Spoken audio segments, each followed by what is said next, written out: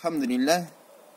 Allah'a çeksiz maqtovlar bolsun. İslamga girүүчү adam birinci La ilahe illallah Muhammed Resulullah. Allah'tan başka sığınığa layık zat yok. Muhammed Allah'ın elçisi dey.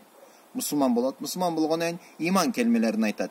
Amantu billahi ve malaikatihi ve kutubihi ve rasulihi ve yevmil ahir ve qadar hayrihi ve şerrihi min Allah Teala ve ba'th ba'da'l maut. Allah'a işeniyor. Kıyamet gününe işeniyor. Allah'ın periştelerine işeniyor. Şundayla Allah Subhanahu ve Teala'nın Allah taraftan kelgen kitaplarga Zabur, İncil, Tavrat jana Kur'an. Şu kitapların düşkönüne işeniyor, biroq Kur'an'a amal kılat. Antkeni Allah Taala Kur'an'ı saktap koydu kıyamet gününe çeyin.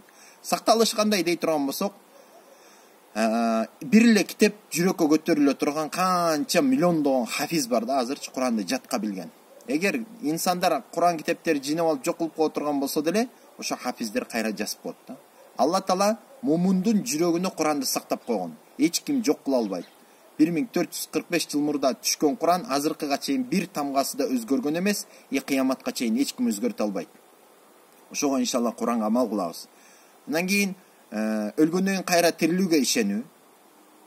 Өлгөндөн кийин Алла Субхан Таала кыямат күнү тирилтет.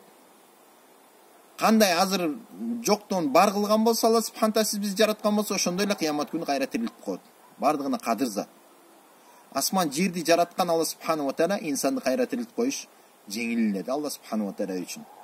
Ошого ишенебиз. Андан кийин сиз биз ишенебиз кыямат күнүнө.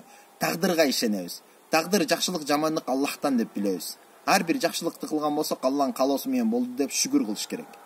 Ар бир жамандыктан сакталган болсок иншалла Аллага шүгүр кылыш керек.